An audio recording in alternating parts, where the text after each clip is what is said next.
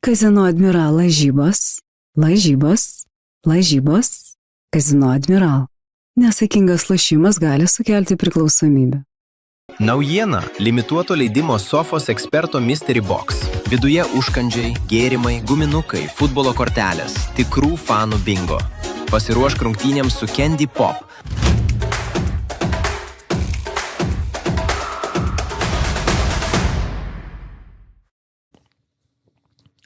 Sveiki, su jumis laida Įvartis, pasaulio čempionatas vis labiau įsibėgėja, prasidėjo jau ir aštuntfinaliai, kiek čia tų rungtynių beliko, jau 14, taip tiksliai suskaičiuoju. 104, kur skaičiavom, tai sveiki visi, sekmadienis vėl laida Įvartis ir vėl apie pasaulio čempionatą.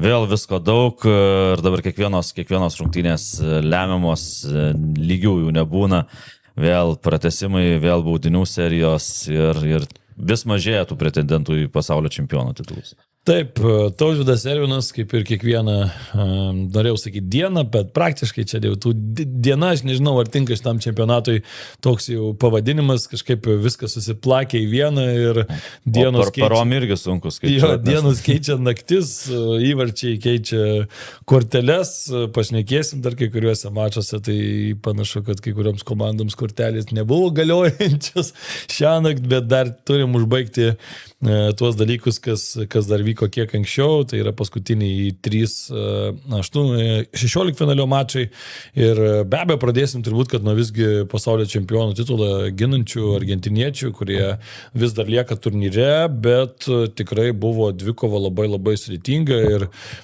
aš taip šiek tiek ir drąsiai prieš tą 16 finalį prognozavau, kad galbūt net ir bus, tarkim, baudiniai ir po baudinių į kitą etapą keliaus Žaliojo Kyšulio salos, tokia buvo mano tokia drąsi prognozė, sakykime. Ir nedaug trūko. Nedaug trūko, iš tikrųjų, kad jinai bent jau baudinių serija ateitų iki jos ir pratęsimas buvo. Šiaip reikia pagirti Žaliojo Kyšulio komandą. Komanda išvažiuoja iš čempionato, galim sakyti, per 90 minučių nepralaimėjusi nei vieno mačo, žaidusi su tokiom komandom kaip Ispanija, Urugvajus, ta pati Argentina, Saudo Arabija, tai tikrai 3 iš 8 pasaulio čempionų, žinome, kad tik 8 tautos yra tapusios pasaulio čempionais, tai su 3 iš jų per 4 mačus susigrumti teko Žaliajam Kyšuliui, tai tikrai manau, kad ši rinktinė nepaliko abejingų šiame čempionate ir taip kaip dar sužaidė ir paskutinį mačą, mes matom, kad kai kurios komandos ateina į tą paskutinį mačą ir arba į tas atkrintamasias ir žaidžia tokį labiau antifutbolą, terorizmų kažkiek net užsiiminėja, galima pavadinti turbūt futbolą,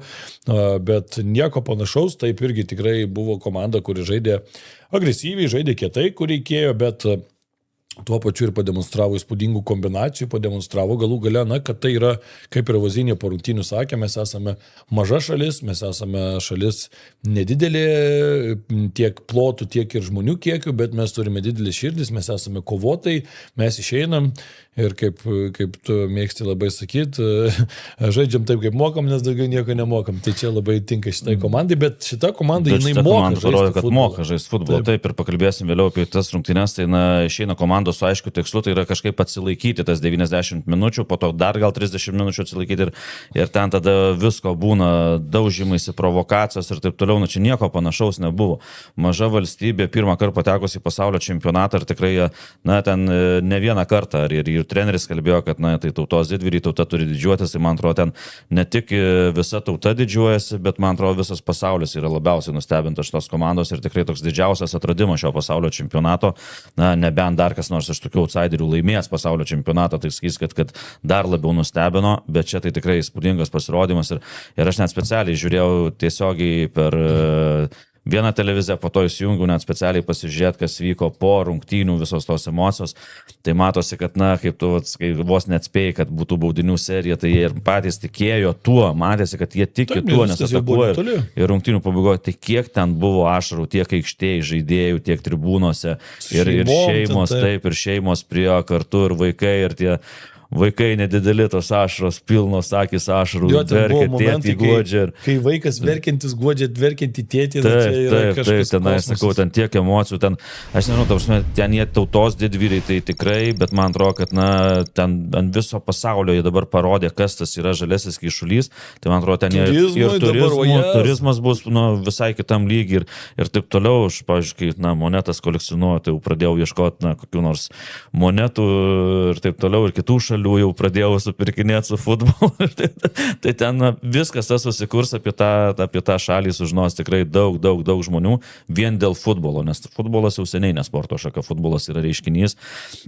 Ir jeigu kalbant apie rungtynės, tai tikrai fantastinės rungtynės, tiek emocinių požiūrį, tiek įvarčių, tiek kokybės. Na, įvarčiai tai kažkas iš fantastikos ryties, kas nematė šitų rungtynių, tai pasižiūrėkit bent momentus, nes, na, ir pati pradžia, na, taip kažkaip rungtynės taip vangiai prasidėjo, bet po tos vandens pertraukėlės Sprungkelnyje Argentina pradėjo aktyviai ir iš karto praktiškai ten greit pelnė įvartį, tai, na, koks Lisandro Martineso perdavimas, tam vos ne iš aikštės vidurio, gynėjai lieka už nugarų, Messi pasistabdo, ten, na, neįmaš.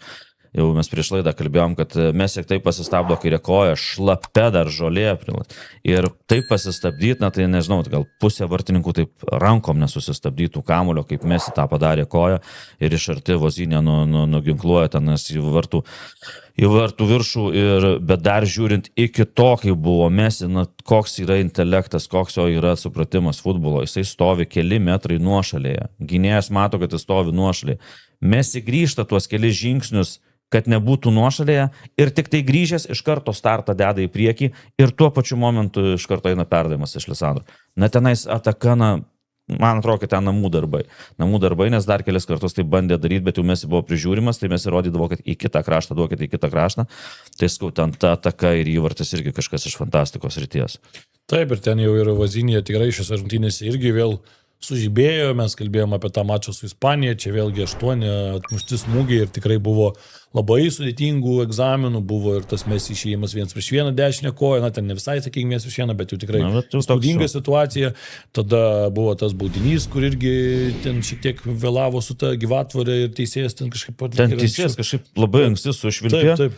Ir tada Vozinė dar statusi senelė, dar pats Messi taip apsidairė maždaug. Ar čia tikrai galima muštai, jo situacijų buvo Vozinė ir dar... Rikošėtas, tas dar buvo kitas baudinys, kur buvo baudos smūgis irgi, kur Rikošėtas ir tokį krisdamas jau beveik ištraukė. Nežiūrėjau statistikos, bet įtraukčiau Vozinė 3-8 smūgius ir laimėjo dar 2 driblingus. Jo, driblingų gerų buvo.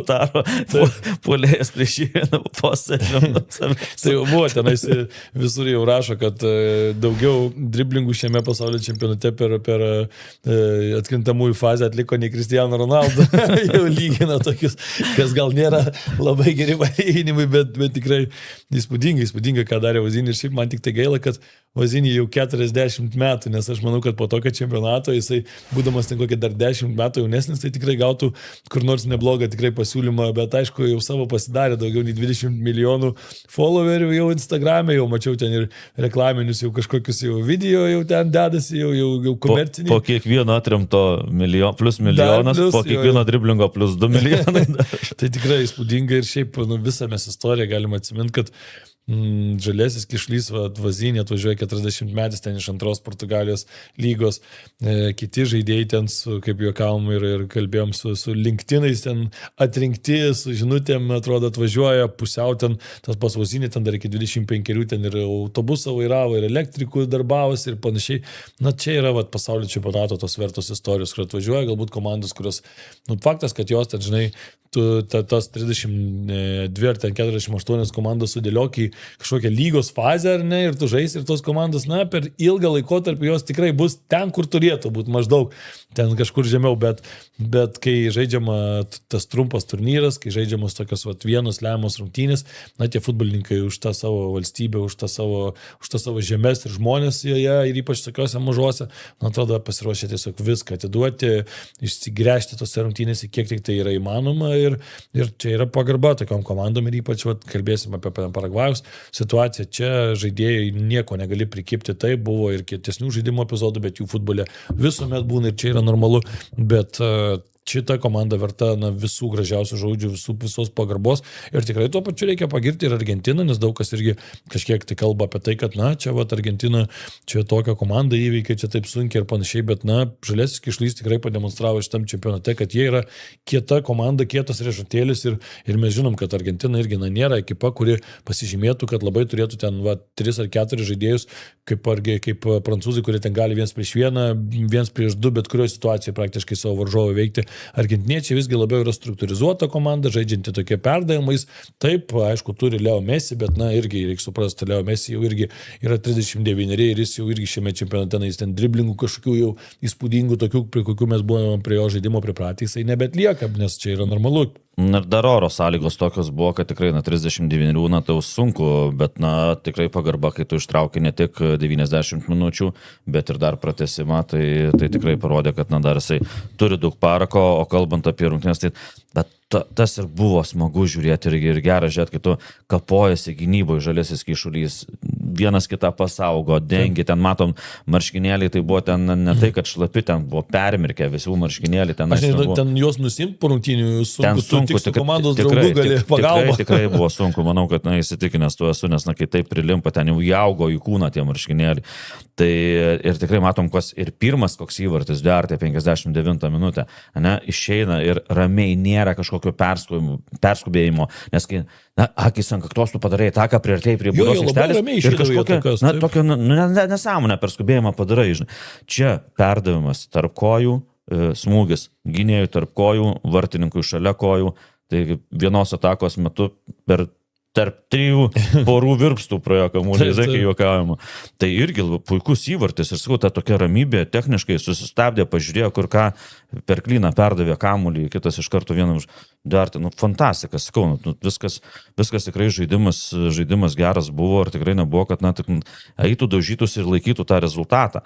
Tai vėlgi apie Vozinę kalbam, aš sutinku su tavim, kad tos komandos ant tokio trumpo turnyro ateina ir ten viskas atiduosiu už rinktinę, viską, ką tik galiu, tai Vozinė dabar pripažink, ar tu pirktum tokį vartininką dabar, kad reiktų visą čempionatą stovėti? Nėra jisai nei techniškas labai, nei bet po to, kad čempionato ant to hypo, žinai, būna, kad, kokia ten, aš nesakau, kad apie kažkokį topinį klubą, bet ten, nežinau, koks Espanjolas ar Majorka, gal ir, ar ten Belgijos kokia bent, žinai, komandėlė. Būtų bėdų, bet jis būtent ant emocijų. Ar Portugalijų taip pačioj, bent jau kažkokia ten 10 komandų, gal vis tiek, žinai. Gal galėtų, žinai, bet čia būtent vartininko emocijos, nes kitus paveikia tą įtampą taip, kad tu nesugaudai paprasto kamulio, o čia tėvo žmogus 40 metų patirtis, jis supranta, kad čia jo pasaulio čempionatas, pirmas ir paskutinis gyvenime ir viskas. Ir tada atsiranda toks atsipaldavimas, pažiūrėk, koks jis paldavęs. Jis ramiai, eina kamuolys, atmušiau, sugavau, kur reikia, toks visiškai be įtampos. Tai toks, sakau, nei jis ten techniškas, nei jis ten kojom gerai dirba, ta prasme, kojų darbas ne su kamuliu, bet be kamuliu. Bet viskas sukrito, tokios emocijos, ramus, kaip belgas. Tai tik tai belgai, žinai, daug prašiau atrodo Žaliai Kyšulį. Jo, tikrai fantastiškas, tas ypač buvo antrasis įvartis ir vėl, kai tu tokiose rungtynėse vėl ne 0-0 kažkur tai, o kai tu vieną kartą atsilieki nuo varžovų, tada antrą kartą atsilieki nuo varžovų ir vis tiek sugebi išlyginti rezultatus, sugebi Argentiną tikrai vargti šitose rungtynėse ir mes matėm, koks tas pergalingas įvartis po standartinės situacijos galva ir ten dar akivaizdžiai, aš tik kiek jau paskui žiūrėjau pakartojimus, pasirodė, kad tas kamuolys greičiausiai nebūtų į vartų pusę, bet greičiausiai vartus nebūtų pataikęs, bet nuo tos rankos, koje čoko, jis dar pasitaisė taip šiek tiek į vartus, tai ir matėm įvartis ir buvo iš pradžio Romero užrašytas, bet paskui pataisytas, kad į savosius vartus buvo įmuštas, tai tikrai, o tas antrasis Žaliojo Kyšulio įvartis, tai vienas geriausių pasaulio čempionato įvarčių, tikrai per visą netgi istoriją, sakyčiau, šiame čempionate tai tikrai, kad geriausias, nes... Norėjau taisyti, kad mano nuomonė tai geriausias, bet jo, šiame čempionate per visą istoriją irgi vienas iš. Taip, nes tas ir visa ataka nuo vartininko, vėl ten ir Vazinė, ten irgi ramiai pradėjo visą ataką, daug gerų perdavimų, tikslių perdavimų. Nuo Vazinios suskaičiau 12 perdavimų, iš jų tik tai 2 atgal. Jo. O visi tokie, ir ne tai, kad ten trumpi, vienas prieš kitą, bet visi perdavimai su tikslu į priekį. Taip, ten buvo. Ir tai vienas perdavimas atgal, tai buvo realiai to paties Kabralio, kur atidavė, paskui atgal gavo ir iškart mušė. Tai tas toksai irgi čia kartais tas atgal perdavimas nebūtinai yra blogas, nes kartais reikia atsižaisti atgal, kad daugiau ploto atsivertų ir kad tiesiog kombinaciją sukonstruotum, bet smūgis tiesiog nuostabus, paskui dar matėm tas pats gynėjas, dar ir baudos smūgį iš panašios situacijos atliko ir tikrai Emi Martinezui ten irgi reikėjo išsitiesti ir visą savo meistriškumą pademonstruoti. Tai tikrai kepurės nukeliam prieš Žaliojo Kyšulio komandą, pasirodė jie nuostabiai, jau žinau, kad irgi ir Lietuvoje žmonės jau domisi, kur čia yra, kada čia galima nuskristi, jau ten sako, gal reikia kokį čempionato grajų tuo pačiu užtaikyti, pažiūrėti gal. Aš taip pažiūrėjau, galvoju, kaip čia su susitikimu iš Vilniaus ar iš Kauno, taip netmetu galimybės. Apsilaginės tikrai simpatijos didžiulės ir skautas tas įvartis ir tos emocijos, Kabralis įmuša tą įvartį, pats atrodo netiki, ką aš čia padariau. Bėga į tribūną, sakė, ir toks atrodo net nesidžiaugia, toks įbėgo į tribūną, užlipo ten laiptais ir žiūri, kažko ieško, ten tai mergina ar žmona, nežinau, prie jo. Tai ir šauduolis teisėjas, kad ten neragina, nieko leido tą savo momentą turėti čempionato. Ten skau, fantastikas, emocijų tiek, kad, wow, tikrai rungtynės superinės, žinai, ir įvarčiai superiniai ir sakau, ten nukelt kepurę ir tu prieš pasaulio čempionų žaidži 2 kartą atsilieki, 2 kartą išlygini, dar kokiais įvarčiais išlygini ir po to praleidę 3 įvartį, dar jie tokių pusprogių turėjo, dar jie lipo. Na, kiti jau būtų nuovargis tai didžiulis ir psichologinis ir fizinis. Ne, tu vis tiek lipi, tu žinai, kad tai bus paskutinės tavo minutės, jeigu neįmuši pasaulio čempionate, gal daugiau gyvenime nepateksi į pasaulio čempionatą. Tai skau, wow, tikrai. Sunku žodžių net surasti apie tas rungtynės, nes kai paskui tai atrodo vėl viską išgyveni per naują. Tikrai įspūdingas buvo pasirodymas. Argentina dabar keliauja į kitą etapą ir kitame etape susigrums su Egiptu. Egipto ir Australijos rungtynės buvo jau tas vienas iš paskutiniųjų akordų, kalbant apie 16 finalius ir tie pavadinimai, sakykime, taip netrodo labai seksi, taip galima įsireikšti ar ne, kai tu žiūri, aš taip galvojau, tokį net sakau juokelį, pagalvojau, kad čia toks kaip paguodos turnyras, panašiai kaip būna ten tenise žaidėjai iškrenti pirmame etape ir tada tokį paguodą suformuoja, kad nesibaigtų dar tau ten tas savaitgalio turnyras, tai kažkaip į vardų žiūrint taip atrodė, bet reikia pasakyti, kad tikrai rungtynės buvo geros, kovingos ir abi komandos irgi žaidė tokį kietą futbolą, Egipto lygoje toksai propaguojamas kietas futbolas, Australai irgi visą laiką ant kontakto tokio aukšto ribo žaidžia, tai šiaip rungtynės buvo geros, baigėsi jos po baudinių serijos Egipto pergalė, bet tikrai Egiptas nors ir pirmieji turėjo dar galimybę ir tą rezultatą tikrai padidinti, bet šiose rungtynėse reikia irgi pagirti Australijos rinktinės vartininką Beachą, kuris sužaidė puikias rungtynės mano manimu ir tas keitimas vartininko šitoje situacijoje, aš nežinau ar pasiteisino, Matthew Ryanas taip patyręs labai vartininkas, gerokai daugiau patirties turintis ir faktas, kad matėsi, kad ir tu ant tų baudinių ten pasiruošęs, ten tos špargalkės visos buvo paruoštos, bet kažkaip, kai vartininkas žaidžia tokias geras rungtynės, kokie žaidė Beachas, tai atrodo, kad tu ant tos bangos ir nori jam toliau galbūt duoti žaisti ir jisai gal net geriau toje serijoje būtų sužaidęs. Tai kai tu žaidi nuo rungtynių pradžios, dar ir Beachas tikrai gerus ištraukė, prisiminkim ir pabaigoje, kur galvas smūgis Boris tenais visiškai gelbsti komandą. Kūno poziciją praradęs, bet taip, ir tikrai geros rungtynės, nes Egiptas daugiau atakavo, turėjo daugiau progų, daugiau smūgių ir tu visą laiką žaidime, dabar įmest, aš tai čia visiškai prieš tokius dalykus.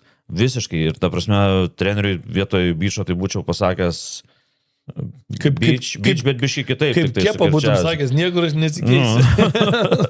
Tai buvo tokių variantų. Ir čia, žinai, kaip pasakytų treneris, būtų pasiteisinęs šitas sprendimas. Būtų genijus. Sakytų, kokį sprendimą priėmė herojų šiais su savo, žinai, sprendimais.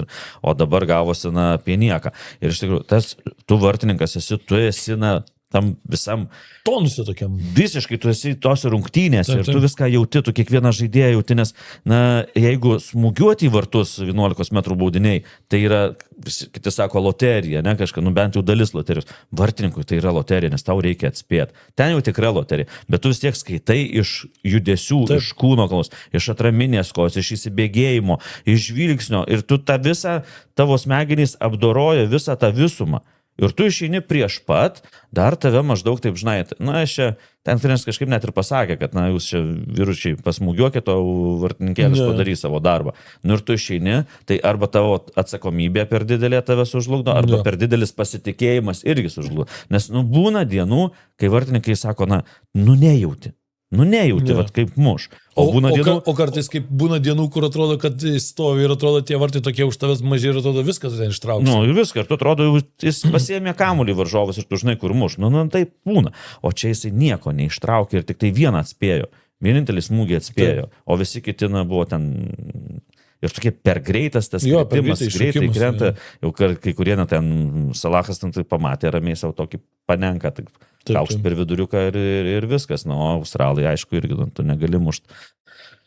Vienas labiausiai patyrusių, taip mušt virš vartų, ir net ne metras virš vartų, gal ten ir daugiau, man atrodo, kai ten tai davė, tai du kaip minimumas, nežinau, tenais. Bet man vis laik visi australai žaidė regbį, tai žinai. 2 metriniai tie vidurio gynėjai, kai ateina mušt, tai man vis laiką yra. Jie pripratę išnešinėti nuo savo vartų kamuolius aukštus, žinai. Tai. Jo, ir šiaip, aišku, sakyčiau, ir tas sprendimas 18-metį Harringtoną siūsti irgi žaidėją, kur dar tik tai čempionato eigoj, taip tik tai į tą komandą įaugo, nors talentas didžiulis ir dabar jau matom, kad nemažai Europos klubų ir didelių domisi šito futbolininkų, nes tikrai aikštėje žaidė puikiai, bet matosi irgi, kad situacijoje toje, kai reikėjo baudinį, kažkiek turbūt irgi tas visa atsakomybė didelė tokiam žaidėjui 18-mečiui ir jau buvo sunki situacija, 2-1, tiksliau 2-3 atsilikinėjai žvelgiant iš australų pusės ir tu ateini ketvirtas ir tu žinai, kad jeigu tu neįmuši šito baudinio, jau praktiškai bilieto atgal nebėra, nes varžovams lieka bent vieną įvartį įmušti arba netgi tavo nesėkmės lauktina, realiai lieka 3 baudiniai, iš kurių tau kaip australui turi 2 vartininkas atmušti ir dar tu turi įmušti, o egiptiečiams reikia vienos iš 3 geros baigties, tik tai jau praktiškai viskas jau yra padaryta ir tikrai ta situacija tokia, kad australai sudegė šituose baudiniuose, bet pačios rungtynės, kaip ir sakau, tikrai aš tikėjausi, lūkesčius iš vis turėjau nedidelius tos rungtynės, bet abi komandos išėjo, abi taškėsi, abi žaidė ir šiaip džiaugiuosi, kad Egiptas keliauja į kitą varžybą etapą. Pagirčiau australus, nes tikrai galvojau, kad Egiptas lengviau laimės. Jo.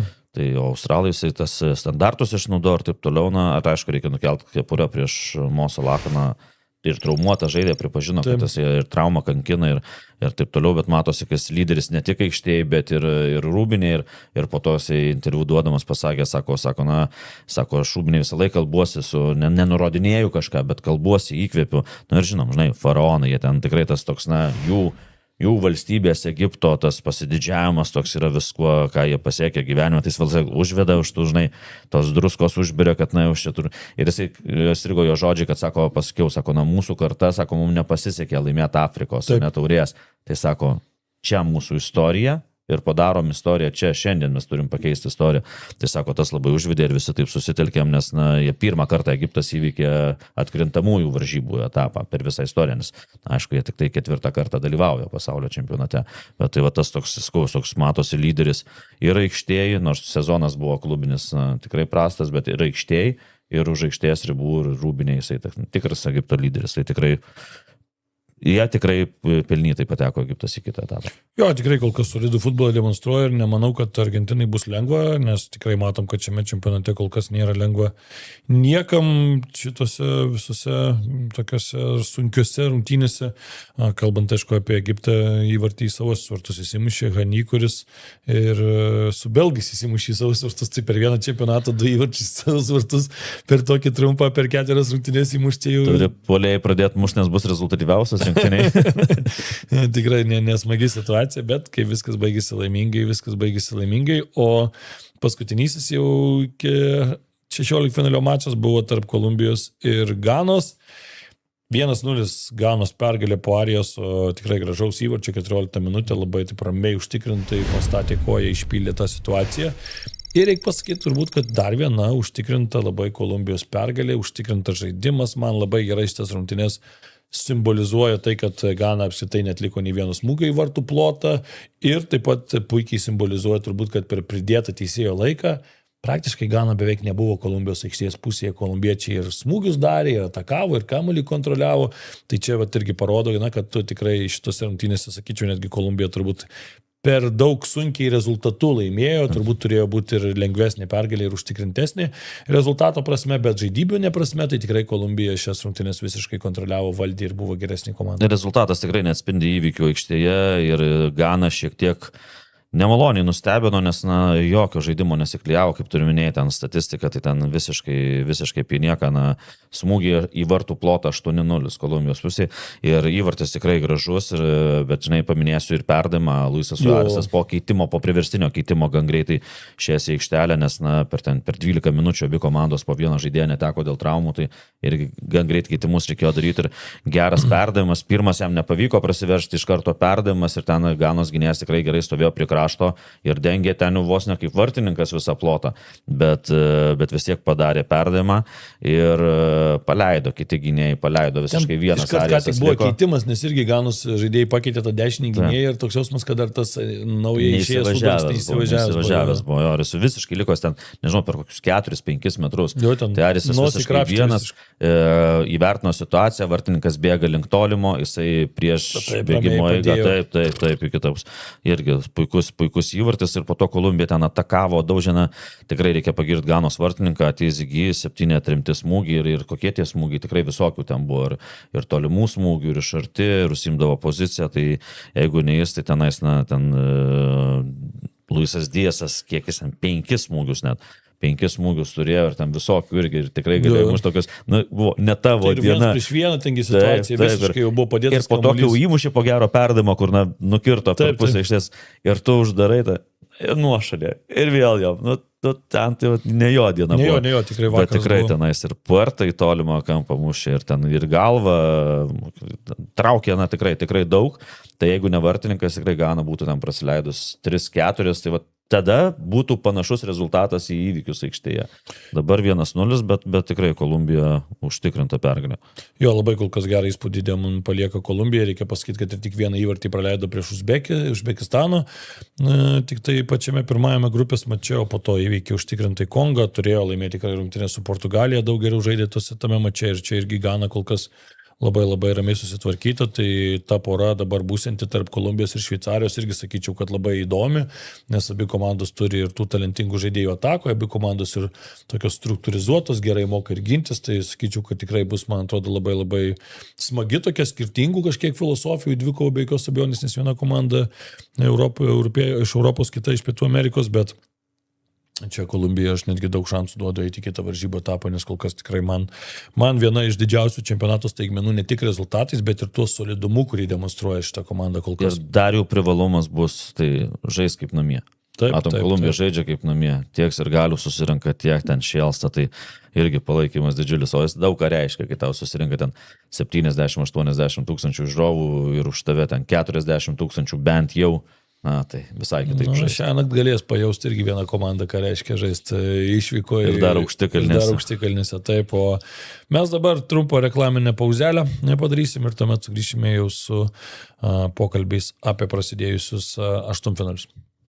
Kazino Admiral lažybos. Kazino Admiral. Nesaikingas lošimas gali sukelti priklausomybę.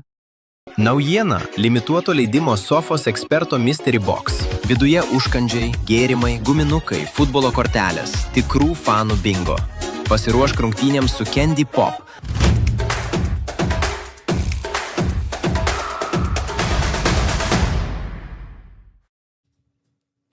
Dėkui, kad stebit, matau aktyviai taip pat įsijungėt ir į komentarus, tai jeigu ir turėsit kokį klausimėlį, galėsit užklausti. Čia matau, kad ir Ir apie Argentiną jau diskusijos vyksta, tai dar pašnekėsim, prancūzus paliksim, turbūt, kad pasigardžiavimu jau visiškai laidos pabaigai, o pasigardžiavimu taip pat nepamirškite, kad turime ir jums pasiūlymą iš candypop.lt, nuolaidos kodas ODANGO ir tas Sofos įspūdingasis rinkinys gali tikrai tapti jūsų rungtynių MVP, daug įvairiausių dalykų ten galite rasti, jau matėte reklamą, tai tikrai aš irgi jau čia antrą tą dėžutę mes po truputį, kaip sakant, naikinam, tai dar kažką irgi reikės. Kiekvienam etapui po dėžutę. Jo, prigriepti, tai tikrai pasinaudokit ir futbolas su gardėsiais dar yra smagesnis, o gardėsių tikrai buvo ir rungtynėse tarp Kanados ir Maroko, mane asmeniškai labai stipriai nustebinęs pirmasis šių rungtynių kėlinys, kur kanadiečiai šių rungtynių tikrai nebuvo favoritais, Marokas čia nunešęs praktiškai, taip galima sakyti, Nyderlandus, ten aišku sunkios buvo rungtynės, bet tikrai jie dominavo tame mače visiškai. Ir čia išeina Kanada, žaidžia labai agresyviai, žaidžia, nes atrodo, kad per tą kėlinį visą savo energiją praktiškai išliedama ir tikrai nuostabiai spausdami varžovus. Marokas visiškai negali žaisti savo futbolo, nekontroliuoja kamulio, netlieka smūgių, neturi momentų, kanadiečiai tuo tarpu tikrai kūrėsi. Na, negali pasakyti, kad tokius jau įspūdingus šansus, bet pusprogės įvairiausius tokio tikrai aštrumo prie Maroko vartų kelia, bet pirmajam kėlinį taip ir įvarčių mes nepamatėme, o po to antrajame kėlinyje tikrai jau pademonstravo ir Marokas savo meistriškumą, pirmas įvartis po standartinės situacijos. O dar grįžtant prie pirmo kėlinio, tai man čia vienas labiausiai nustebinusių kėlinių, nes atrodo Kanada šeimininkai, ne šeimininkai, bet šeimininkai tik tai taip. Tai taip, o šios rungtynės buvo ne namuose. Namuose Jungtinės valstijose buvo ir priminkim, kad Kanada, kas yra Kanada, čia ne ledo ritulys, taip, Vienas Greckis buvo tribūnose, palaikė savo šalies futbolininkus, bet jie pirmą kartą iškovojo tašką šiame čempionate, pirmą kartą iškovojo pergalę, pirmą kartą pateko į atkrintamasis iš grupės iš jo, jiem daug labai pirmų kartų. Ir dar įveikė atkrintamasis irgi pirmąjį etapą. Taip, tai viena pirmų kartų daugybė, o jie niekada nebuvo priskirimi prie favoritų ir kai buvo kalbama apie tai, ar išeis iš grupės ar ne. Ir tu dabar užsirauni ant Maroko, kurio tikslai, kaip pasakė jų treneris, dar didesni negu praėjusiame pasaulio čempionate, kur jie užėmė 4. vietą ir žaidė pusfinalyje. Tai pirmas kėlinys buvo kažkas wow. Jie nieko neleido daryti Marokui. Marokas net atrodė, kad sutrikęs jie. Nes tik užsimizga kažkokia taka iškart stabdo. Pražangom kaip nors nori, bet stabdo. O Kanada taip, tokių pusprogių turėjo ir tikrai pirmas kėlinys mane labai nustebino, nes jeigu ten ir tokių progų buvo, kur ir buvo nutraukę, žinai, ir tai būtų problemų daug didesnių Marokui, nes viena komanda visiškai buvo nepažįstama, į save net pažįstama, tai kalbu apie Maroką, nes tikrai iš jų tikėjosi, kad favoritai bus ir per pirmą kėlinį gali išspręsti daug reikalų, o antra komanda buvo, kad turės gintis ir bandyti kontratakuoti, buvo viskas atvirkščiai. Tai kėlinys buvo iš Kanados pusės tikrai wow ir dar vienas rungtynės, kur tas galutinis rezultatas šiek tiek neatspindi rungtynių eigos, nes aišku, po pertraukos Kanada kažkaip sustojo ir tas greitas įvartis 50 minutę. Baigėsi, bet atrodė, kad kažkaip tai tikrai, aš sakau, ir rungtynių metu sakiau, man atrodo, Jesse Marshas rungtynių planą tai paruošė nuostabiai, pirmam kėlinį tai ten 10 su pliusu, bet antram kėlinį kažkaip, man atrodo, lėtos buvo ganėtinai reakcijos ir tie keitimai jau kažkiek pavėluoti ir man norėjosi, kad ten, nežinau, ir 60 kokią minutę jau turbūt tu matai, kad jau antrą kėlinį tu pradėjai ir visiškai kita futbolo dinamika, jo labiau dar praleidai įvartį ir man atrodo, kad reikėjo jau kažką keisti, reikėjo imtis kažkokių tai priemonių šiek tiek greičiau, nes tada dar sulaukė hydration breako, tada dar kažkiek ir ten jau tik tai 70 kelintą minutę prasidėjo tie didesni tokie 78 minutę 2 keitimai, tada kiti 2 keitimai 87 minutę, kur man atrodo jau, tu turi tu turi komandą, kuri žaidžia labai energingai, tu turi 5 keitimus ir tu 2 žaidėjus meti tik tai 87 minutę ir meti Nelsoną ir Osorio, kurie šiame čempionate praktiškai irgi vaidmens nelabai turėjo. Tai man kažkaip, nežinau, susidėliojo tokia kažko mes gal ir nežinom, gal kiekvieno ten žaidėjo galimybių žaisti, bet kažkaip atrodo, kad tu viso čempionato metu šiek tiek kitais žaidėjais rėmėsi ir čia dabar taip viskas susidėlioja, kad tu, sakau, ir tie 2 keitimai, jau paskutiniai, tai jau jie prie 0-2 rezultato, tai ką jie keičia, nežinau, Alfonso Deiviso irgi nepamatėme, po rungtynių kalbėjo Jesse Marshas, kad lyg ir dar nelabai jaučiasi, neaiškiai ta jo būklė, nors mes matėme 15 minučių jisai aktyviai jo, labai gerai sužaidė, bet po rungtynių buvo jo to pasakymai, kad dar nėra, kad jisai 100% pasitikė savo kūnu ar panašiai. aš manyčiau, kad pats Deivisas turbūt būtų tikrai rizikavęs dėl savo šalies tokioje situacijoje, žinai, ten. Ir jeigu tu jau sužaidai... Bet to čia ir klausimas, žinai, bet tas yra, kad nežinai virtuvės, gal žaidėjas po tų rungtynių išėję, žinai, kai tu viena yra apšilimą daryti, viena yra lengvai treniruotis, o kita, kai tas pilnai spurtais ateini ir po to, tikrai gal vėl pajauti, gal atsinaujino kažkas, tai iš tikrųjų dėl tų keitimų tai sunku pasakyti, bet ir tas pirmas įvartis labai išmušė Kanadą iš vėžių, man atrodo toks vaizdas, kad, jie sustojo ir po to šiek tiek net ir bijojo pulti, nes kai tu atsiveri, tu gali gauti daug įvarčių, ne?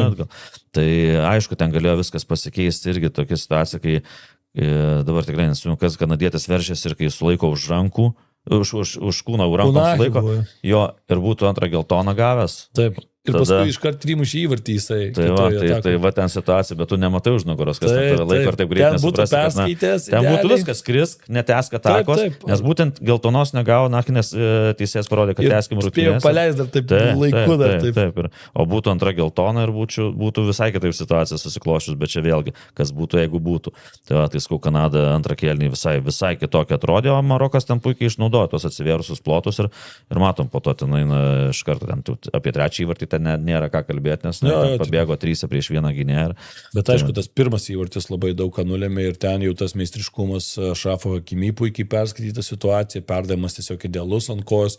Ir Unahi irgi tokiu tikrai, kaip aš sakiau, transliacijos metu Toni Kroso tokiu man stilium, kur nemušė labai stipriai, bet pažemė į tą artimą į vartų kamputį ir ten daug kūnų baudos aikštelį vartininkui labai sunku kažką matyti ir tikrai sakyčiau, kad labai solidus geras smūgis. Nes ir vartininkas matėsi, kad nematė pačios pradžios smūgio, nes ir jisai užsiėmęs buvo tokią poziciją, kad būtų keliamas kamuolys į baudos aikštelę.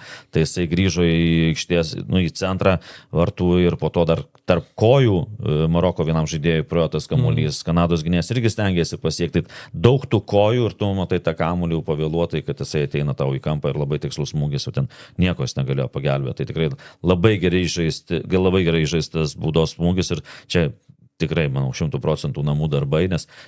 Bet atraminį zonai kažkas turėtų būti tokiose situacijose, va čia iš kanadiečių. Taip, ir jis kartais susiunčia, žinai, visus į baudos aikštelę, kad ten aukštus kamuolius kovotų. Bet taip, turėtų pasaugoti.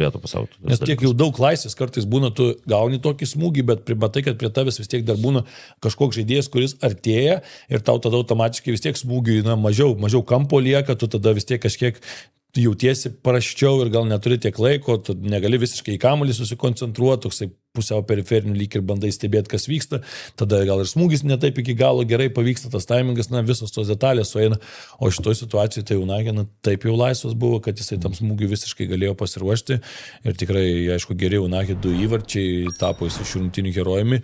Marokiečiams, aišku, didžiulė problema, kad jie Saibarį prarado, o tai yra žaidėjas, kuris labai svarbus šitai komandai ir bus labai įdomu, ar jisai galės žaisti, man atrodo, kad pagal vaizdą tai sunkiai. Jo, ten tas raumuo, aišku, jeigu dar pajauti kartais būna pačioj pradžioj, tai gal ten po kokios savaitėlės 10 dienų gal ir įmanoma, bet tai jau reiškia labiau apie pusfinalį mes galėtumėm turbūt kalbėti apie, kadangi pusfinalis dar, jeigu jie patektų, tarkim, tai vyktų ten Liepos viduryje, 14-15 dienomis, tai dar tas 10 dienų laikotarpis dar, kur gal gali išgyventi, bet čia už 5-6 dienų, tai sunkiai įsivaizduoju aš irgi šitą polėje žaidžiantį, o tai buvo labai svarbus žmogus su 3 įvarčiais šiame čempionate ir mes matėm, kokia jo svarba buvo.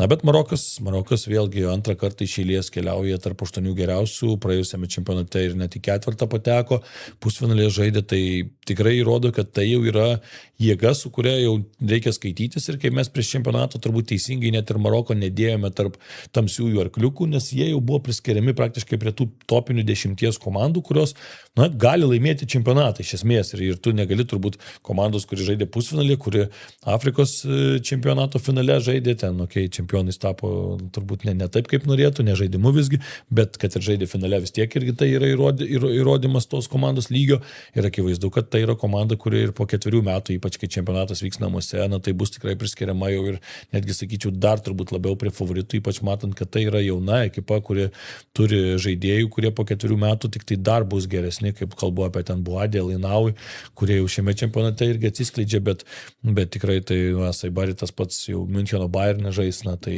didelis šuolis iš Niderlandų lygos, matysim, kaip ten jiems seksis, bet Harry Kane'as irgi neamžinas, galų galės Saibari mes žinom, kad yra žaidėjas universalus, galinti žaisti ir vingerių, ir populiais čia jis labiau tuo 9 numeriu tapo, tai Marokas tikrai įspūdinga komanda ir teko irgi pakalbėti čia su vienais tokiais pažįstamais, tai irgi ten prieš pusę metų buvo Marokė, tai irgi sakė, kad jau tuomet jautėsi tą aurą, kad žmonės laukia labai pasaulio čempionato, didžiulis hypas aplinkui visą tą ekipą, tai tikrai labai smagu bus pamatyti juos su prancūzai, žinom, kad net 7, man atrodo, futbolininkai gimė Prancūzijoje ir užaugę toje sistemoje, tai tikrai čia bus įdomi labai dvikova, aišku, favoritais bus prancūzai, bet Marokas komanda, kuri įrodinėja, kad gali žaisti ir labai skirtingais stiliais, gali ir dominuoti, gali ir be kamuolio, mes matom ir pakentėti kai kur. Tai būtent, kad šitos rungtynės jiems labai buvo gerai rungtynės, kaip preliudija į kitas rungtynės, nes pirmą kėlinį, tai kaip jie kentėjo. Visiškai. Ten buvo XG pas juos 0,02,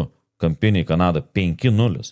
Tai bet matom, kaip jie iškentėjo, tai tikrai Marokas, čia ir yra meistriškumas, kai tu moki žaisti ir be kaulio, ir gintis ir taip toliau, ir tikrai nesutikė labai daug progų Kanadai, nors buvo, Kanada tikrai agresyviai žaidė ir taip toliau ir panašiai, o kalbant apie Maroką, tai man teko prieš metus lankytis ir toj karališkoje Maroko futbolo federacijoje, tai pasakysiu, mūsų visas bazės kartu sudėjus, tai mes ne iš tolo, kas ten yra vienoje vietoje ir jie ten tikrai investavę pakankamai nedidelius pinigus, ten virš 50 milijonų dolerių, jie doleriai skaičiuoja, tai bet kokios aikštės padarytos ir ten tos treniruočių aikštės, tai su tokiais dideliais kupolais mediniais ir padaryti tie langai, tiksliau, stiklai, bet jie tokie nepermatomi. Tai augalai atviri, tai sako, žiemą mums lietų stoja, o vasarą vėsų, nes iš tų vėjas pučia ten. Nacionalinė rinktinė turi savo atskirą viešbutį su virtuve, su šefais ir taip toliau, atskirą aikštę, kur ten gali ir draugišką žaisti su tribunėlėm, kur ten tik tai nacionalinė. Ten investuojama į futbolą, už tai yra tokie rezultatai, nes ten jie daro ir su FIFA visokius projektus, ir su Afrikos futbolo konfederacija. Tai Marokas čia, nėra atsitiktinumas, jie to siekia, jie ten po Rabatą važiuoja 12 nakties, teko važiuoti aikštės modernios padarytos ir pastovi 12 nakties žaidžia. Visą laiką žaidžiama yra futbolas, nes jie supranta, kad futbolas tai yra išėjimas į Europą patekti į klubus ir taip toliau, ir jie dar ką jie daro, tai visą laiką tuos, kurie Maroko kilmės yra, kurios duoda pilietybės be jokių problemų, skirtingai nei mes. Ir už tai tokie rezultatai čia visiškai nestebina. Tai Brahimas Dysas Ispanijoje gimė, tas pats Bodį, mes matėm irgi kalbėjom prieš čempionatą, kad tai yra ir jau čempionato eigoje po tų įspūdingų mačų su Brazilija, kad tai buvo ir U21 Prancūzijos jaunimo rinktinis kapitonas, bet sugebėjo jam iš karto pasakyti, kad mes tau duosim dabar čia vietą jau dabar žaisti čempionate, ir jis tuo pasiūlymu susiviliojo ir dabar matom, tai yra žaidėjas, kuris, kas žino, čia vienas gali būti topinių Europoje ir Maroko vienas iš rinktinės lyderių. Matėm ir Sofianą Amrabatą šitą rungtynėse suvaidino vaidmenį, tikrai solidžiai išėjo pakeitimų žaidėjas, kuris praktiškai šiame čempionate nelabai ten tik su Haičiu žaidė, nors praėjusio čempionato tai visiškai buvo herojus, ant jo laikėsi ten ta Maroko komanda, vienas iš lyderių buvo. Ir turbūt galim taip ir perėti jau taip į rungtynės, kurių laukia Marokas. Dar pabaigai, tai kadangi kalbėsim ir aišku apie teisėjavimą, tai kaip Kanados ir Maroko rungtynėse suvadovavo Oliveris, anglas, europietis, konkrečiai kokie sprendimai, iškart kortelės, neleido niekur įsivelti. Kai kuriuose pražangos net gal geltonos kortelės nereikia, bet jau mato, kad jau fonas truputį toks per daug griežtas, tai tu galvoji prevencinė. Bręsta ar susistumdymai, kažkas, iš karto kortelės ir viskas buvo solidžiai, tikrai teisėjavimas buvo aukščiausio lygio. O važiuojam toliau. Toliau, apie teisėjavimą tenais. Nes ten teisėjavo Uzbekas Tantaševas.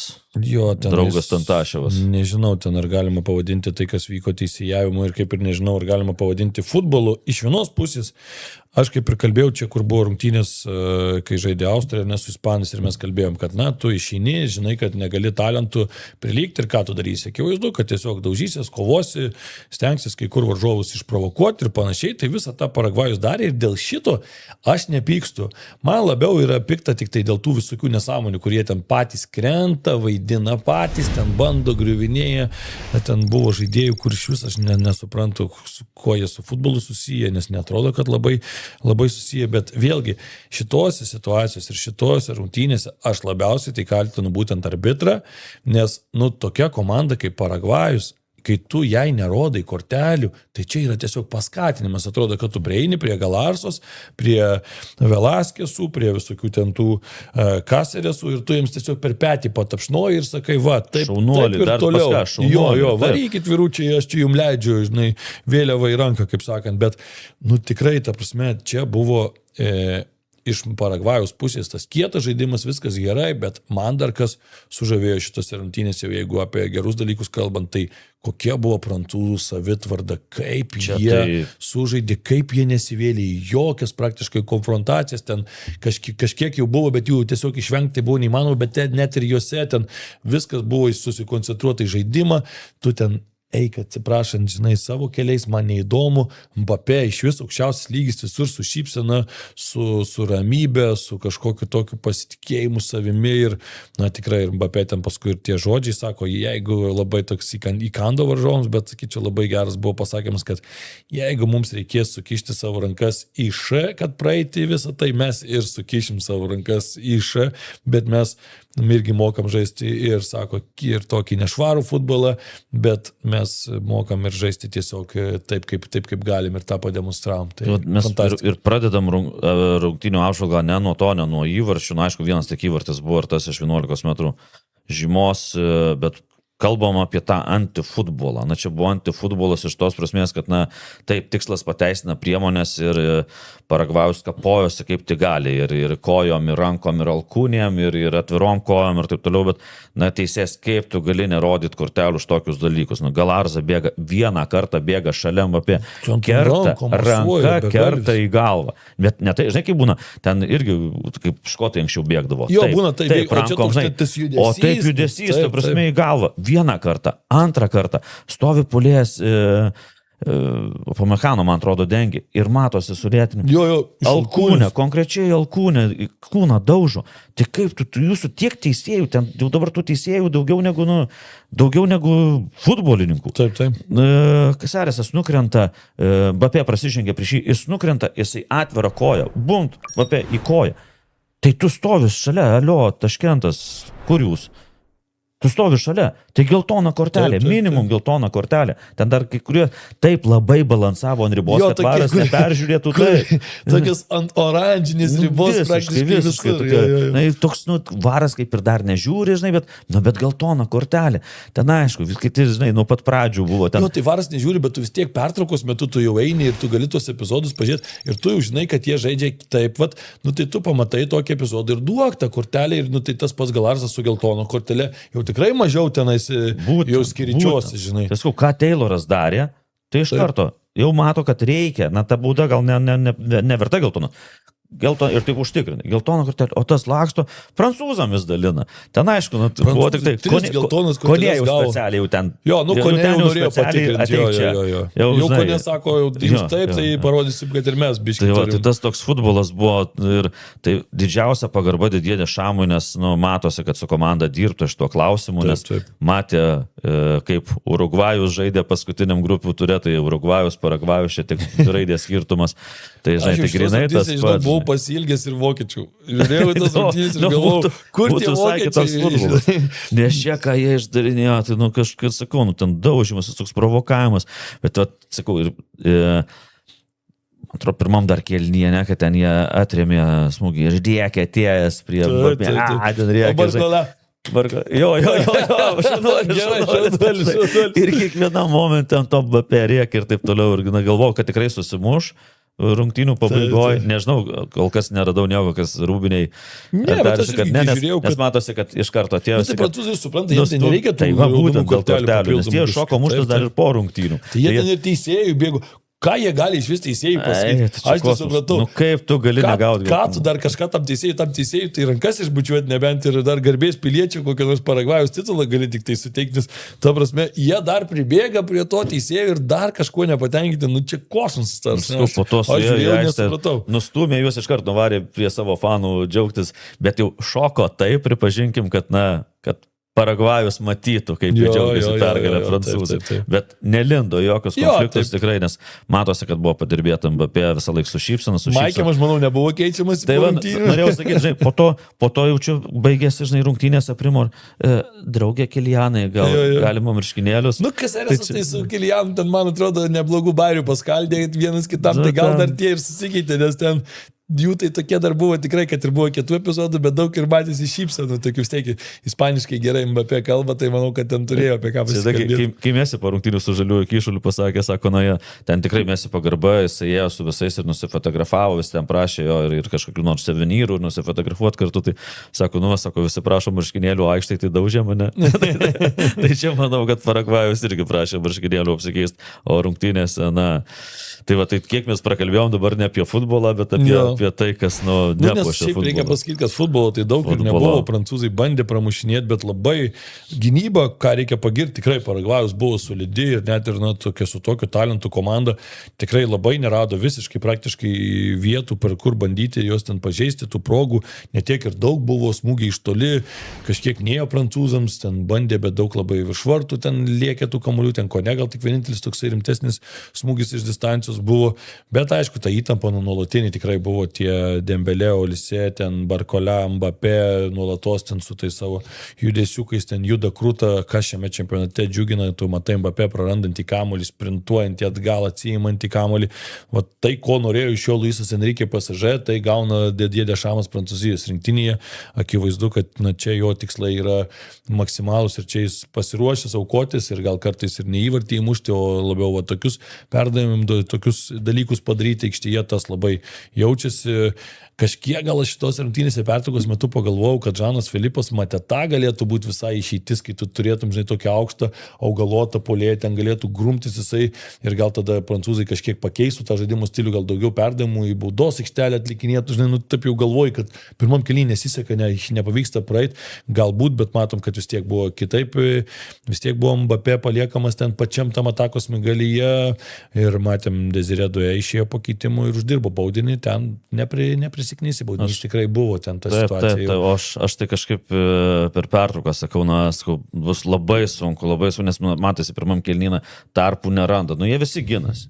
Visi 11 žmonių ginasi tenais ir tikrai aktyviai gynyboje. Ir takas tai bėgdavo ten po vieną visiškai. Taip, visiškai neatsitiktų. Vienas pasiima ir rūksta. Tiek startų padarė, kad kojas jau sutraukė antro kėlinio vidurytę. Bet šaunuolis tikrai, kaip vienas prieš kelis, daug gerai ištraukė kamuolių, tikrai nelengva. Ir tarpų nėra, aukšti kamuoliai irgi nesigauna. Ten tas iliustravo ir Rabijos smūgis, ir Mbappé smūgis virš vartų, kurių tokie net atsiranda neviltis, nes tu daužai galvą sieną, bet tu jos nepramuši. Tai čia buvo panašu ir galvoju per pertrauką, sakau, jeigu neišprovokuos, kad neužkabintų kojų baudos aikštelės, čia gali nieko nebūti, nes žiauriai. Aš galvoju, arba koks nors bus smūgis ten rikošet, tai dar kažkas, tai ir galvoju, nebent toks kažkoks įkrisnis, tam tokį švarų, pavadinkim, įvartį įmušti, buvo beprotiškai. Taip, ir iš toli, žinai, Orlando Gilas, jisai 2 metrų vartininkas. Bet va šitą reikia žmogų pagirti. Tai jisai tikrai, manau, kad jo laukia kontraktas, kontraktas geras laukia, nes jau vien tą ataką nusiuntus, tai visi mato, visi žiūri, kai Mbappé turėjo per vieną ataką 2 progas ir vienas smūgis kairė į apatinį kampą, dar gynėjų tarp kojų, tas ištraukė, atsistoja, Mbappé pirmas davės iš arti, vėl traukė. Pažiūrėk, kiek jis ploto užima, kai jisai ten kojas susidėlio rankos, tai ten... Ta prieš tą baudinį jisai stovėdamas, net nepasistiebęs, tiesiog va taip užvirpsto. Taip, tai sakyti, žinai, o tai ne, kai sako, vartininkam atrodo, prie baudinio tokie vartai dideli, čia atrodo, tas kamuolys toks mažiukas, tai čia, o puoliai, kai sako, ateini, sako, o viešpatie, tie vartai kaip sumažėjo. Iš karto tai... O atsistojo vartininkas, tai žinai, pasistiebęs ten, man atrodo, 2 kartą apsivytų rankos aplink skersinį, tai irgi toks atrodo. Tai sakau, manau, kad jo, po šito pasaulio čempionato turės kontraktą naują ir tikrai neblogą. Beje, apie vartininkų momentus kalbant, tai Minjonas kokį perdavimą išrašė. Tai tenais irgi ramiai pasiėmė kamuolį po aukšto padavimo ir, žinai, kai būna ne tokia trajektorija, o čia virš galbūt, bet kokio tikslumo buvo. Ir ten Mbappé būtų pasistabdęs geriau, tai nes... Aišku, nerengų irgi ten pilną greičių. Taip, žinai, nes Mbappé pažiūrėk, tik taip pagavo Minjonas iš karto nuo centro. Iš karto trečią pavarą. Taip. Ir nulėkė, būtų pasistabdęs, tai čia būtų vartininko rezultatyvus perdavimas ir būtų gražiausias pasaulio čempionato rezultatyvus perdavimas. Fantastika, tikrai, jo, Orlando Hills, tai tikrai reikia pagirti, fantastiškas ir šiaip skaičiau apie jį ten ir istoriją, kad jis, sakė, dar tik tai prieš pernai metais tapo San Lorenzo tokiu pagrindiniu vartininku, prieš tai ten tikrai vos galą su galu sudūrė, ten ir sūnaus istorija yra, kad buvo lygos užklupusios, kad ten reikėjo ir praktiškai ten ir įvairiausių, sakė, net ir dirbdavo ten ir papildomą darbą kažkokį ir ten gaudavo ten marškinėlius iš kažkur, tai parduodavo aukcionuose ten žaidėjų visokių ten, su kuriais susikeisdavo, kad tik tai šeimai, kaip sakyti, ir tą lygą, kad vaistus pirkti ir panašiai. Tai, džiugu dabar jau tikrai tai yra profesionalas, žaidžiantis San Lorenzo, tikrai solidžioj komandai ir tos negandos praeityje ir, tikrai manau, kad šitas vartininkas turi labai labai šviesią ateitį, 26 metai vartininkui ir ypač dar, kai tu žaidži tik tai tokį tokį pusantro rimto sezonų, tai mes matom, galim čia palyginti Emi Martineso atvejais, irgi ilgus sezonus buvo antras vartininkas ten, nieko šansų negaudavo, kai gavo į kokį vartininką patapo, tai kartais vartininkui tiesiog reikia gauti tą savo šanselį tinkamų vietų, tinkamų laikų atsidurti ir čia manau, kad Orlando Hillio tie visi duomenys, viskas ir technika jo tikrai yra gera, kai ką jisai duomenys fiziniai ir viskas. Čia vienintelis, kuris vertas baltos kortelės iš Paragvajos po šitų rungtynių. Ten toks Almironas gal labai irgi nesižaistė nesąmonėm ten, sakykime. Bet tas, kur tikrai gerai žaidė ir nesitrankė, nesidaužė, nes ten kiti. Buvo baisu žiūrėtas, dar kartą prancūzam pagarba ir jų treneriui, kad ten pat žiūrė, net atrodo, jau pačiam kraujas verda, atrodo, kai duočiau, tai žinai, čia ir yra profesionalizmas, kad tu atsilaikai tokioje situacijoje, nes tavęs laukia dar ne vienas etapas, nes prancūzų tikslas yra finalas ir ne tik finalas, bet ir taurė. Čia Alvaro, tai, nežinau, išsireikiuoja komandėlė į vienas gretas ten su Bordolaso vyrais iš Hetafės ir iš Atletikos Simeonės, ten tas senesnis futbolas, kuris buvo irgi toksai antifutbolo žaidžiamas, tai tikrai su tais vyrukais kažkur į vieną, net manau, kad Mikelis Arteta užsirašinėjo kai kurios fintus Marokėje šitų paragvajiečių. Ne, labai nešvarus žaidimas buvo, bet skaudan. Yra kietas žaidimas, yra visiškai toks šlykštus, negražus ir visiškai provokacijos, net dar nepaminėjom, kai buvo skirtas baudinys, atėjo vienas ir su Bucu išmušinėjo tą žymę. Su Bucu, paskui jau pasistatė, tada ateina ir įrodo, kad ateina čia ne ten pastatė. Ta prasme, jau ten, tu teisėjas įspėji, dar kartą jo ištė, viskas, gelton. Bet geriausia Dembelė, sakau, tiek padirbėta trenerio, kad tai, prancūzai irgi ne iš tų, kurie tokie būtų labai tylūs, ramus ir taip toliau. Ir tas pardo tą 11 metrų žymę, Dembelės, vis ten nesijūkės, laiko kamuolį ir žvengia. Galvoju, šie tai klaunai, blema. Ką dar čia galvoju, jie gali pasiūlyti mums, atrodo jau viską matei. Bapė ten ranka šiek tiek susistabdė, Kasarsas rodo, varą, tai šiai varą, žiūrėkis ir kas užžadė, puolimė, ta prasme, ne baudinys, ne kažkas, neįvartis, nieko. Aišku, ten įdomi šiaip situacija būtų, jeigu buvo ten labai greitai įžaidė Kampinį ir Dembelė, ir jeigu būtų įmušę, pavyzdžiui, tai kas tada būtų? Po Švilpuko viskas, ne Švilpuko, jeigu įžaidė Kampinį. Bet ten teisėjas nugrybavo, nes jisai nestabdė vėl.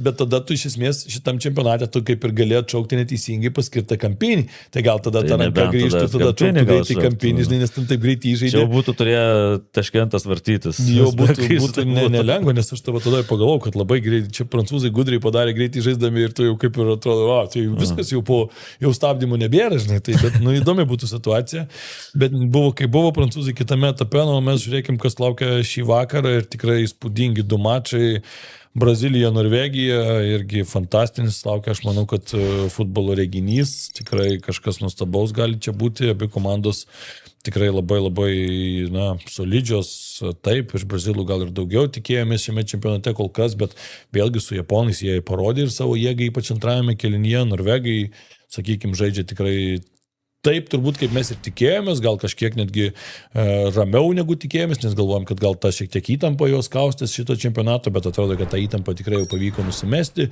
patenki iš grupės, įveiki pirmą atkrintamųjų etapą, žaidži su brazilais, esi tarp 16 geriausių pasaulio komandų, kur tu nebuvai 28 metus apskritai net sąraše pasaulio čempionato dalyvių, tai man atrodo, kad čia gali būti labai labai smagus reginys ir aš kažkaip noriu tikėtis, kad pramuš ir bus daug įvarčių, 3-2 brazilų pergalės čia. Aš sakau 2-1, bet tik tai nežinau, čia sakai dabar kaip protas sako ar kaip širdis. Nu, tai kaip tu nori. Nu, tai sakysiu, kaip protas sako, tai sakau, kad brazilai 2-1 laimės, nors širdis taip labiau linktų į tuos.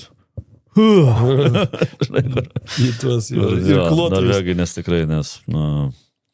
tikrai geras žaidimas, po tiek metų sugrįžus, nedidelė tauta ir užaugina tokius talentus ir tikrai labai labai laukiu gerų rungtynių čia. Bet nuspėt labai sunku, bet šiek brazilai galbūt vis tiek ta patirtis didesnė ir... Na, šiaip sakau, jie su Japonais parodė, kad gali žaisti. Man tos rungtynės tokios tapo kažkiek tai daugiau tikėjimų įpūtė apie brazilus, nors, aišku, nelengva bus tikrai ir man labai laukiu Gabrielio su Holandu dvikovų, jos visą laiką popcornų, kaip sakant, paduoda, tai tikrai bus įdomu stebėti, o kita dvikova 3 nakties laukia Meksiko mieste, kur net nežinau, ko tikėtis. Šiaip labai juokinga, kad anglų futbolo jau ten visi tie vėl panditai ir laidų kūrėjai jau skundžiasi, dar rungtynės neprasidėjo, kad čia negalima, kaip čia taip tokį pranašumą turėti. Patys Euro čempionate, kuris vyko per visą Europą, ištisai Vemblį žaidė rungtynės, tai viskas gerai buvo, tada tiko. Ne, tai Vemblis čia nėra ten 2 kilometrų aukštį, taip toliau, tai ką dabar meksikiečiams nusikast tą stadioną ar kad... 2 kilometrų, bet ne 4 kilometrų, kai aš esu Argentina su Bolivija žaidė ten 4 ar 5 tūkstančių metrų aukštį ten. Tai kažkaip, kai dar Tevesas Manchesterį žaidė, tai Aleksas Fergusas sako, sulauksim, sako, Teveso grįžtančio iš Mėnulio. Tai ten, bet aišku, 2 kilometrai irgi taip atrodo. Yra reikalų, yra. Žaidžiant 2 km aukštį, tai čia jau yra, nes Ten net buvo moksliniai tokie, aš skaičiau, moksliniai tokie ganėtinai straipsniai padaryti ir aprašyta visa ta situacija, kaip ten deguonies įsisavinimas krenta ir taip toliau, tai visi tie dalykai. Ir šiaip yra 2 dalykai, ką irgi akcentavo tie jau ekspertai, kad kaip į tokias rungtynes geriausia atskrist, ką pavyzdžiui daro kai kurios komandos Pietų Amerikoje su tais visais Bolivijos, Ekvadoro atvejais ar ne, ar ten Peru. Tai yra variantas, kad tu skrendi labai anksti ir ten jau visą savaitę būni, ten 5 dienų, man atrodo, 5-6 dienų reikia tokiam jau geresniai aklimatizacijai, kuri irgi nebūna pilna, nes pilna tai reikia 3 savaičių. Tai čia Meksikai yra pliusas, kad jie, aišku, yra ten savo, bet tai pilnai tokiai reikia tokio periodo. Arba kitas būdas yra tas vadinamasis fly, play, go home. Tai tu atskrendi tą pačią dieną vos ne, pasidarai ten rytinę treniruotytę, pusrytukai, numiegi po kaituko ir varai į rungtynes. Ir tada jau išskrendi kuo greičiau irgi iš tenais, kad negauti to viso, o išskristi ten koks skirtumas, aišku, iš kitos pusės, bet vis tiek.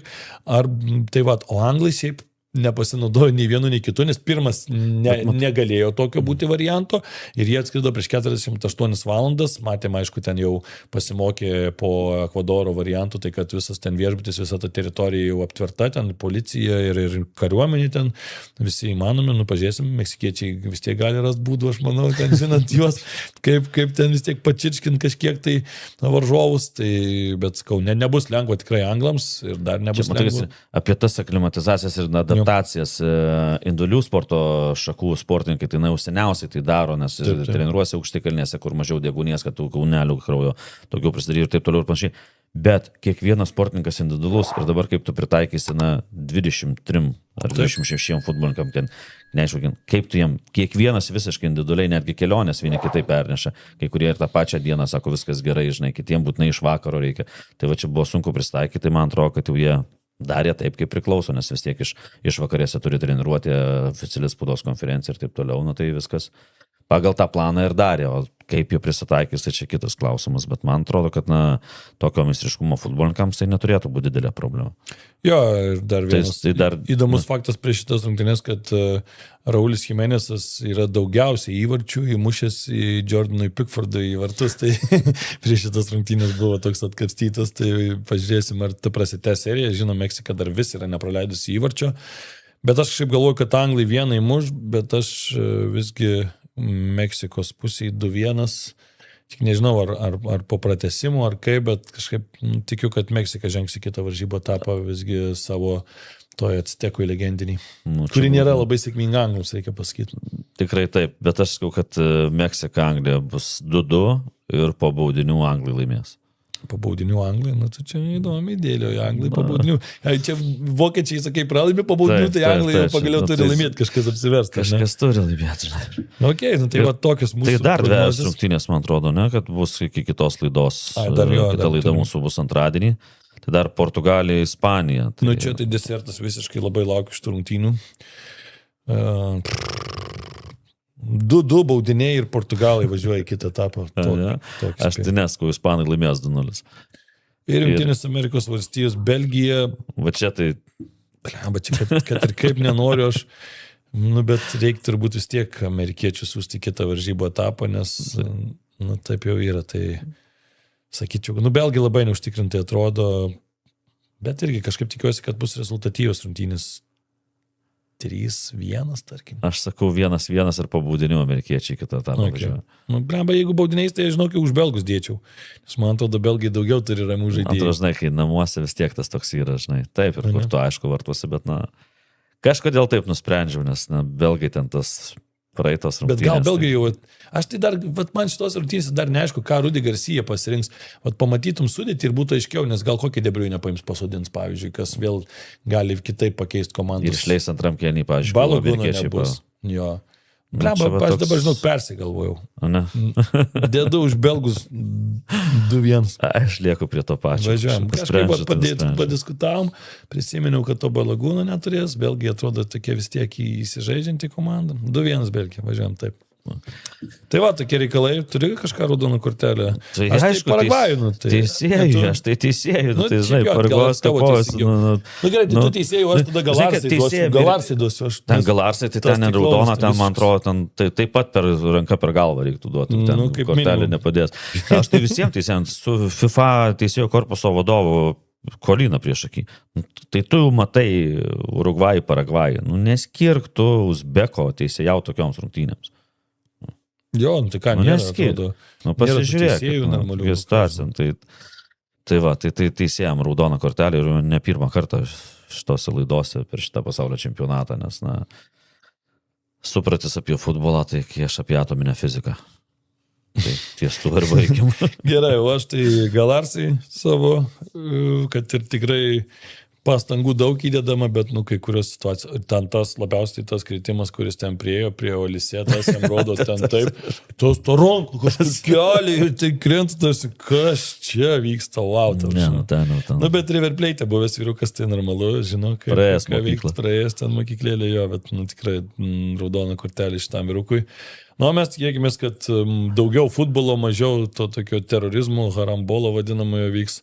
Nes tikrai jau lieka komandų daugiau, kurios tikrai žaidžia futbolą, stengiasi, taip visko būna futbolo aikštėje, bet palinkėsiu, kad mačai nenuviltų ir kad abi komandos bandytų žaisti, bandytų laimėti ir tikrai tada toks futbolas, kokį jau matėm, tarkim, tarp Argentinos ir Žalio Kyšlio, ar ten tarp Kroatijos ir Portugalijos, tai tikrai puošia čempionatą ir norisi daugiau tokio futbolo matyti. Tai to ir palinkėsim, taip pat gero sekmadienio, rytoj gražios šventės už Lietuvą, ne tik vyrai. Taip, o susimatysim antradienį. Antradienį 10:30 įprastų laiku. Adios. Iki. Kazino Admiral lažybos. Kazino Admiral. Nesaikingas lošimas gali sukelti priklausomybę. Naujiena – limituoto leidimo Sofos eksperto Mystery Box. Viduje užkandžiai, gėrimai, guminukai, futbolo kortelės, tikrų fanų bingo. Pasiruošk rungtynėms su Candy Pop,